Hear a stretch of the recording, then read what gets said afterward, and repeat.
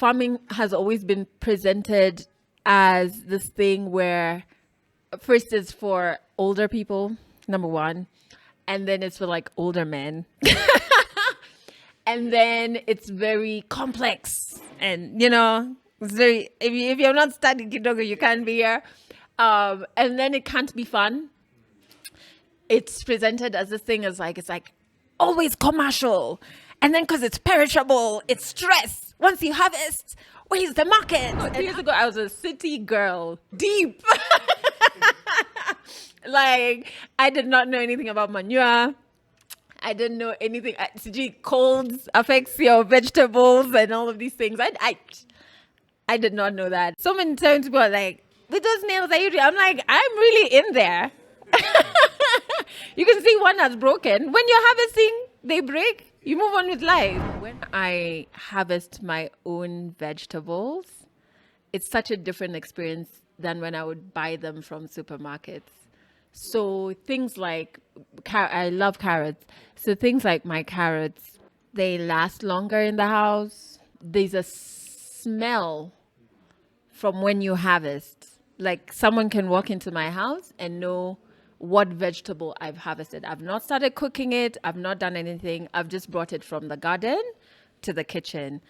And so I then remember being like, what was I eating before? Because it didn't smell like this. It didn't last like this. And then when we get into the cooking, it didn't taste like this. I find broccoli and cauliflower so easy to grow. And I just wonder why.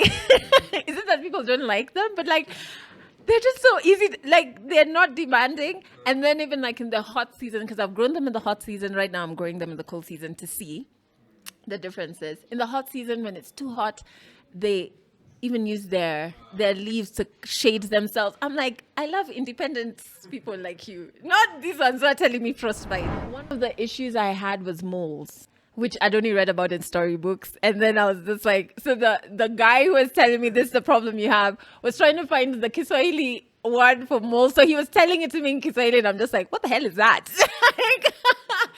Only to find out it's a mole. And we got a mole catcher and he's just a local guy.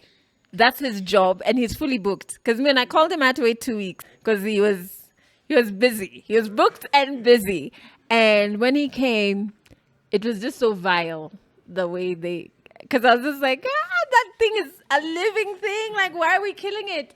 And one of my neighbors who's also a farmer, he said, when you see the moles, they're even signaling to you that whatever you're growing under is probably ready. And so I said, wow, we look at them as pests.